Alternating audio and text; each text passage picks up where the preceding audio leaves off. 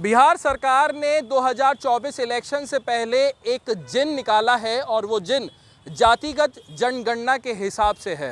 हमारे साथ मेरठ के अल्पसंख्यक लोग हैं, मुस्लिम समुदाय से आते हैं और इन्हीं लोगों से ये जानकारी लेंगे कि किस तरीके से ये इस पहल को देख रहे हैं या इस आंकड़ों को देख रहे हैं। क्या यूपी में भी इसी तरीके से होना चाहिए या बाकी प्रदेशों में भी इसी तरीके से होना चाहिए, इन्हीं से जानकारी लेंगे। क्या नाम है भाई साहब का? अंजुम निज़ामी। अंजुम भाई, ये बताइए कि बिहार सरकार का आपने एक आंकड़ा देखा होगा जातिगत जनगणना के हिसाब से, इसको आप कितना सही समझ रहे हैं या कोई ये 2024 लोकसभा चुनाव से पहले स्टंट है कोई इनका? देखिए, स्वाभाविक है, निश्चित तौर पर ये एक स्टंट है और अगर जातिगण पर आधारित पूर्व में कांग्रेस ने कुछ ऐसे कार्य किए होते तो शायद वो इसको मास्टर स्ट्रोक कह सकती थी। ये सिर्फ एक मतलब जब इनके पास कुछ नहीं बचा तो ये एक मास्टर स्ट्रोक के रूप में लेकर के आ रही है। इसमें कोई आधार नहीं है। और आज की डेट में देश के अंदर सबका साथ सबका विकास पर राजनीति हो रही है। आज की डेट में नरेंद्र मोदी जी की सरकार, मैं समझता हूँ, मैं एक मुसलमान होने के नाते मुझे ऐसा पूरा यकीन है मोदी जी के ऊपर, और मुझे नहीं, जब विश्व को यकीन है, विश्व के आज 57 कंट्रियों में मैक्सिमम मुस्लिम देश जो है वो आज मोदी जी पर विश्वास करके और मोदी जी से कहीं ना कहीं जुड़ना चाहती है। तो सबका साथ सबका विकास एक बड़ा इस देश के अंदर सबसे बड़ा रोल है, सबका साथ सबका विकास। आज हम लोग जातिगत पे नहीं जुड़ना चाहते, आज हम एक देश के रूप में जुड़ना चाहते हैं। और जातिगण की जब गिनती की ज़रूरत होगी तो केंद्र सरकार, जो चुनी हुई सरकार है, उसको राइट है, वो अपने हिसाब से जब सरकार को ज़रूरत होगी और विकास के रूप में कार्य करेगी तो वो उसके अंदर ज़रूरत पड़ेगी तो वो उसके ऊपर निश्चित तौर पर लेकर के आएगी। और रही बात बिहार सरकार की, तो बिहार सरकार को पहले अपने जाति गणना की क्या ज़रूरत पड़ेगी, पहले अपने ये तो बताया ना, विकास किया उसने, कौन से समुदाय को विकास किया, ये भी तो सोचना पड़ेगा ना। ऐसा कुछ किया? जब ऐसा कुछ नहीं किया, जब आज की डेट के अंदर उन्हें खुद अपने पैरों के ऊपर मजबूत भरोसा नहीं है कि कब किस टाइम लालू जी खिसक जाए, कब किस टाइम नीतीश जी खिसक जाए, कब किस टाइम क्या हो जाए, तो बिहार की ये राजनीति में इन लोगों का रोल रहा है। एक चारा घोटाला है तो दूसरा आपको पता ही है। तो मैं समझता हूँ कि नीतीश जी को इस जाति मतगणना को भूल करके सबसे पहले ये बताना चाहिए कि आपने बिहार के अंदर विकास किया है, उसकी गिनती बताए। किस अगर जाति के ऊपर वो बात ही कर रहे हैं तो ये बताए ना कौन सी जाति का विकास किया है। उन्होंने सिर्फ और सिर्फ राजनीतिक स्टैंड है। आपकी मैं बात को जो समझ रहा हूँ कि बंटवारा कर रहे हैं, आप बंटवारा नहीं करना चाहते। नहीं, मैं समझता हूँ आज मुसलमान, पूरे देश का मुसलमान, पूरे विश्व का मुसलमान की निगाह है नरेंद्र मोदी जी के ऊपर और उनको भरोसा है सबका साथ सबका विकास पर जो नरेंद्र मोदी की सरकार चले वो बहुत अच्छी है। आप मोदी जी की तारीफ कर रहे हैं, मैं समझ रहा हूँ इस बात को, लेकिन आंकड़े जब आते हैं सामने तो उस हिसाब से नीतियाँ भी तो बनती हैं। जैसे मान लीजिए कि इनका आंकड़ा आया, जातिगत आंकड़ा आया, तो उस हिसाब से ये नीतियाँ भी तो बना सकते हैं कि इतने एरिया में इतने लोगों को इस तरीके से योजना की लाभ होना चाहिए। बहुत सारी चीज़ें होती हैं, आप समझ रहे होंगे मैं क्या सवाल पूछना चाह रहा हूँ। तो इसलिए आंकड़े होने भी तो ज़रूरी है या नहीं? सर, मैं समझता हूँ, मेरे हिसाब से तकरीबन जितना मेरा समझ है उसके अंदर 2011 में लास्ट में जाति मतगणना हुई थी, है ना, कांग्रेस सरकार में।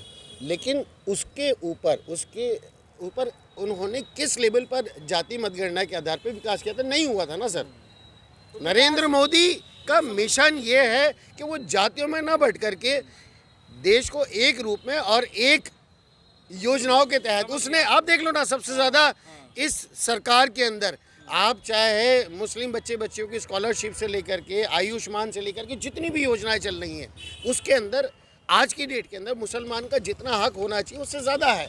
अब जब मुसलमान को उसका हक मिल सकता है इस सरकार में, मोदी सरकार में, तो किसी और को क्यों नहीं मिलेगा? तो नीतीश सरकार एक तरीके से सबका साथ सबका विकास पे पलीता लगाने नहीं, ये सिर्फ ये उनका, हाँ बिल्कुल। क्या नाम है भाई आपका और क्या कहना चाहेंगे इसमें? मेरा नाम उवैस है एंड इस बारे में एक्चुअली सीधी सी बात है, जैसा कि अभी हमारे जो भाई ने कहा, हमारे बड़े भाई हैं कि सबका साथ सबका विकास, ये आज के टाइम में हम लोगों के लिए एक सूत्र है।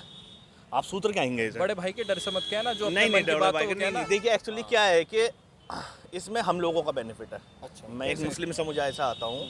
जब हम वन नेशन की बात कर रहे हैं तो हम यहाँ पर अल्पसंख्यक हैं, ठीक है ना। अल्पसंख्यक के अंदर क्या होता है कि आज मैं एक बहु समाज के अंदर जाकर के बैठता हूँ तो मैं वहाँ पर जाकर कह सकता हूँ कि हम लोग एक वन नेशन से आते हैं, तो वहाँ जाकर हमें एक इक्वालिटी मिलती है, ठीक है ना। अब इक्वालिटी से हमें ये फ़ायदा है कि हम उनके बराबर के हैं, है ना, उनके साथ के हैं और आपस में भाईचारा बढ़ता है। आज जहाँ इस चीज़ की बात चल रही है, इतने आगे की ग्रोथ की बात चल रही है, उसके टाइम में इतनी पिछड़ी बात करना कि जाति के आधार पे जनगणना करना, जो करके आज के एजुकेशन सिस्टम के अकॉर्डिंग भी अच्छा नहीं लगता और एक बहुत ज़्यादा चीप लगता है। तो मुझे नहीं लगता ऊंच नीच का भेदभाव ना हो, ये कहना चाह हाँ, रहे ये हैं आप? ऊंच नीच का भेदभाव नहीं होना चाहिए। हमारे बहुत से भाई ऐसे होते हैं जिनकी जाति मतलब कि ये चीज़ तो हम लोग ख़त्म कर रहे हैं कि ये जाति से आते हैं, ये छोटी जाति से आते हैं। ये तो वैसे भी हम मुस्लिम समुदाय के अंदर है ही नहीं, शुरू से ही नहीं है, ठीक है ना। भाईचारा बनाए रखना चाहते भाईचारा हैं हम। बनाए रखना चाहते हैं हम लोग तो। और ये इसमें एक जातिगत जनगणना जाति नहीं है। गणना होना अच्छी चीज़ नहीं है और ये एक तरीके से भेदभाव पैदा करती है। भेदभाव पैदा करती है। क्या कहना चाहेंगे, क्या नाम है आपका? मेरा नाम समीर खान है। क्या कहना चाहोगे, क्या भेदभाव पैदा करेगी क्या है आंकड़े निकल के जो आए हैं? तो जाहिर है ये भेदभाव पैदा ही करेगी, क्योंकि इसके अंदर जो है अब ये बांटने वाला काम हो गया ना कि भाई ये किस जाति से आता है और ये किस जाति से आता है, कौन किस धर्म से आता है। तो वो जाति जो जनगणना है वो अपने लिए वो बिहार मैंने में एक आंकड़ा कराना वहाँ चाहते पर हैं। देखा बिहार का कि मुस्लिमों की भी जितनी जातियां हैं उसके आधार पर भी उन्होंने आंकड़े निकाल रखे हैं। सर वही तो मुस्लिमों को डिवाइड एंड रूल वाला करना चाह रहे हैं ना, जो मुस्लिमों को अंग्रेज भी करना divide, चाह हाँ। जो अंग्रेज यहाँ पे करके गए हैं, तो वो वही उसी उसके पर चलना चाह रहे हैं, क्योंकि उनके पास एक्चुअल में कुछ बचा नहीं है। क्योंकि उनको खुद नहीं पता कि हम लोग रहेंगे नहीं रहेंगे और हम जाएं तो किसके साथ जाएं, क्योंकि उनको तो एंड में जो है मेरे ख्याल से लगता है कि मुझे कि भारतीय जनता पार्टी जो है वो उसी के साथ में आना चाहते हैं वो लोग भी। लेकिन ये है कि वो चाहते हैं कि थोड़ा उनकी तरफ झुके या कुछ हो, तो मतलब पहले रुख देखना चाहते हैं वो, रुख आप देखना हाँ। चाहते हैं। तो 24 मुसलमानों से पहले का क्या रुख है? तो सर मैं एक मुसलमान हूँ और मेरे हिसाब से तो ये बिल्कुल गलत है। सबका साथ और सबका विकास जैसा चल रहा है, मोदी जी लेके चल रहे हैं, वो बहुत अच्छा है। कैसे- मोदी जी के गुणगान कैसे गा रहे हैं आप सब? ये तो मोदी कहा जी जाता के है कि गुणगान- खिलाफ है मुसलमान। नहीं, खिलाफ कहाँ पर खिलाफ है? अगर आपके लिए कोई, आप मेरे लिए कोई, आपका नाम जैसे क्या नाम है भैया अनमोल है आपका? मेरा अनमोल नाम है। अब आप मेरे से मेरी तकलीफ पूछ रहे हो तो मैं आपको मतलब गलत कैसे कह दूंगा? तो मेरे पास मैं भ्रम फैलाया जा रहा है सब ये। भ्रम फैलाया जाता है। आप जाएं सोशल मीडिया पे देखें, इधर उधर देंगे, सब जगह सारी चीज़ें चल रही हैं। और मैं जिस जगह यहाँ रहता हूँ यहाँ पे बहुत सारी चीज़ें ऐसी हैं जो ख़त्म हो गई हैं। कोई क्राइम नहीं है, कुछ नहीं है। सबसे पहले उन्हें बिहार के अंदर करना चाहिए, क्राइम को ख़त्म करना चाहिए। आप क्राइम रेट देखिए बिहार का और यहाँ का कितना ज़्यादा डिफरेंस हो चुका है, ठीक है। कोई क्राइम नहीं है, किसी भी टाइम कोई कहीं भी जा सकता है और आ सकता है। तो जब क्राइम मेन हमें रहना है और सहना है, हमें इन जातिवाद और इन सब चीज़ों के अंदर पड़ना नहीं है, तो बेकार है। जातिवाद में पढ़ना नहीं चाहते हैं, क्या कहना चाहेंगे आप? मेरा नाम है शम्मी राणा, शहर मेरठ का निवासी हूँ। बिहार में जब भाजपा की सरकार थी तो गुंडा राज खत्म था, गुंडे सब बिहार छोड़ के जा चुके थे। और जब से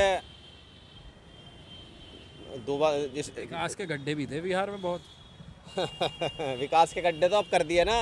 अब जितना अपराध बढ़ा है बिहार में, भाजपा सरकार में नहीं था जिस टाइम वहाँ भाजपा की सरकार थी, अब जितना वहाँ गुंडागर्दी बढ़ रही है। दूसरी बात, नीतीश जी जो हमारा भाईचारा तोड़ना चाहते हैं हिंदू मुस्लिम का, वो टूटने का नहीं है, वो बहुत मजबूत है। क्योंकि मोदी जी ने और योगी जी ने जो काम किए ना हिंदुस्तान के अंदर, किसी नेता ने नहीं करे। सबका साथ सबका विकास पे काम कर रही है ये भाजपा। जातिगत जनगणना आप नहीं होनी चाहिए। दूसरी बात, मैं यूँ नहीं देना चाहता, मैं नहीं चाहता कि जनगणना हो, क्योंकि हम जातियों में नहीं बंटना चाहते, क्योंकि हम बहुत प्यार मोहब्बत से रहते हैं उत्तर प्रदेश के अंदर। दूसरी बात, मोदी जी ने जितनी योजनाएं चलाई हैं 70% मुस्लिम समाज ने उसका फ़ायदा उठाया है, तो कहाँ ये विरोधी पार्टी हो गई हमारी? तो हम बिल्कुल संतुष्ट हैं मोदी जी से और जनगणना नहीं होनी चाहिए। बात देखिए खुल के बोल रहे हैं और मैं बिल्कुल खुल के बोलने वाला आदमी हूँ। मैं देख रहा हूँ कि मुस्लिम समुदाय पहली बार इतना खुल के बोल रहा है और मोदी जी की तारीफ कर रहा है। क्या कहना चाहेंगे? मोदी जी की तारीफ कर रहे हैं आपके सभी साथी, और मेरा तो सवाल जातिगत जनगणना को लेकर था, उससे हटके तो सारी बातें हो रही हैं यहाँ पे। जाति मनगणना नहीं होनी चाहिए। जनगणना नहीं, जनगणना जनगणना नहीं होनी चाहिए। हम इस सरकार में बहुत खुश हैं और बहुत ही खुश हैं। सरकार थोड़ी बदल दी है इससे। बस तो ये होनी नहीं चाहिए। क्यों? बस क्यों? हिंदू मुस्लिम सिख ईसाई सब आपस में भाई भाई ऐसे ही रहेंगे हम, खुश हैं हम। जातियाँ ही खत्म कर देनी चाहिए ना फिर तो। नई जाति क्यों खत्म? हाँ, ये बिहार में नीतीश कुमार, हम सब भाई हैं। हम सब भाई हैं जी। हिंदू मुस्लिम सिख ईसाई चारों भाई भाई हैं बस। और इन बिहारों में भी पता नहीं कितनी जातियां बटी हुई हैं। वो पता नहीं जी, हमें तो वोट फूल को ही देनी है, हमें पता नहीं है क्या है क्या नहीं। सही है। देखिए यही प्यार मोहब्बत है ये भाजपा के लिए। यहाँ पर सहयोग से सभी भाजपाई मुझे दिखाई दे रहे हैं और इनका ये कहना है कि जो जातिगत जनगणना बिहार सरकार ने लाए है वो नहीं आनी चाहिए। जिस तरीके से 2011 में आखिरी बार आंकड़े आए थे बस वो आखिरी होने चाहिए, इसके अलावा जातियों में इंसान को नहीं बंटना चाहिए। और यहाँ पर ये कहते हुए भी दिखे कि भाजपा का जो स्लोगन है सबका साथ, सबका विश्वास और सबका विकास, उस पर अमल करना चाहिए। अनमोल शर्मा, TV9 उत्तर प्रदेश, मेरठ।